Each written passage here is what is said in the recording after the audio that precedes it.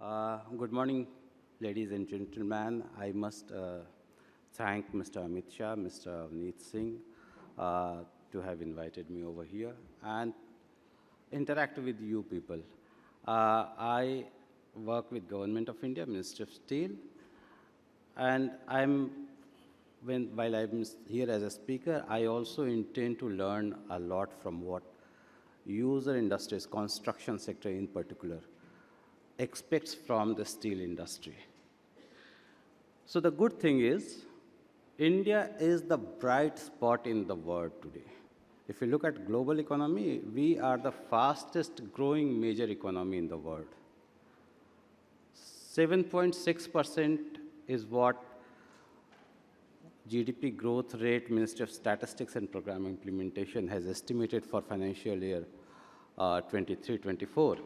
Next year, World Bank has projected 7.5% growth rate. And we keep surprising all these multilateral agencies and foreign rating agencies when it comes to our GDP growth numbers, economic growth numbers. We are riding a good growth story. And we have set ourselves a very ambitious target, Viksit Bharat by 2047. So we have to ensure that this growth story continues unabated, relentlessly, for next 20 years or so. When that is our aspiration, we have to look at what needs to be done. The first and foremost thing is we have got massive infrastructure deficit. I was talking to Mr. Amit Shah just a while ago. Decades of economic backwardness, centuries, I should say, has put us in a situation where there are many pockets in India which are typically characterized by poor infrastructure. We need infrastructure. We need plenty of infrastructure. We need durable infrastructure. We need resilient infrastructure. We need aesthetically delightful infrastructure. And when I say this, steel checks all these boxes. That is the beauty of steel. It's one of the most important intermediate goods, and it cuts across all the sectors of the economy. The multiplier effect of steel is massive. I am not in a position to quantify it straight away.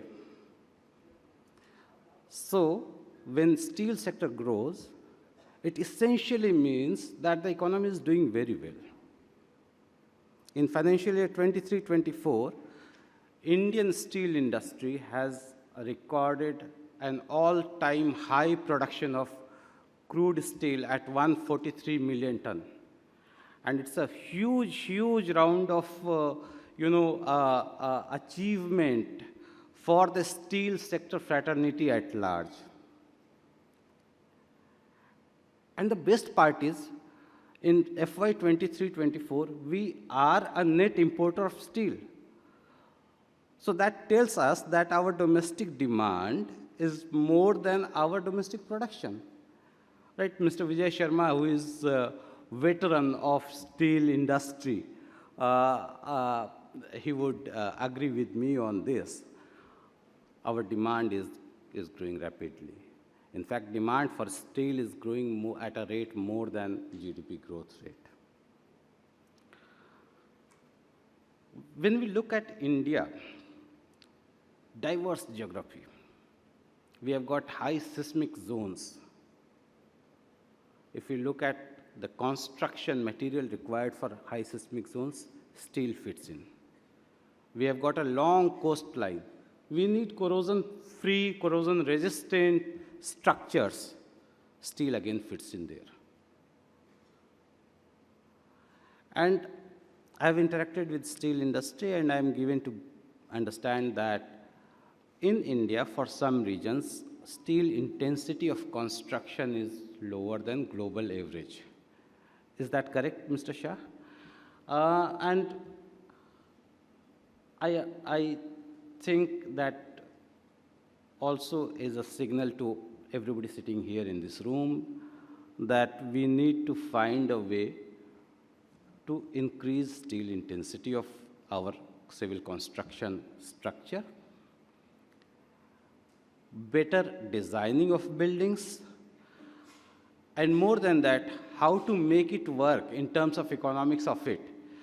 If the developers find a value in increasing steel intensity of the structure, they will happily grab that. It needs to be worked out, and probably that is one thing that the people sitting here in this room will have to seriously consider and address. When we talk of infrastructure, we talk of several things. We talk of rails, we talk of urban infrastructure, metro rails, rapid rails, so on and so forth, housing, real estate sector. That is also an infrastructure thing. Civil aviation, again on a growth path. We have got ports, massive, ambitious Sagarmala project is there, roads, and all these sectors have got untapped potential. There are other sectors also which very often not get talked about. For example, drinking water supply. India is now looking at an ambitious scheme, Jal Jeevan Mission, to provide drinking water supply to every household. To put in place that supply network, we need massive DI pipes and so on and so forth. That also is a big opportunity for steel sector. I think when we talk of steel sector, there are massive opportunities. Everybody understands that. There are challenges also. And the challenges are manifold. The biggest challenge is how to decarbonize this sector. It's a big, big thrust. We have set ourselves a target of achieving net zero by 2070. But then there are some other countries in the world who are much more aggressive. And we have seen trade restrictions being imposed in the name of environmental laws. You think of CBAM, Carbon Border Adjustment Mechanism, essentially a kind of trade restrictive measure on exports of steel products from India to European countries.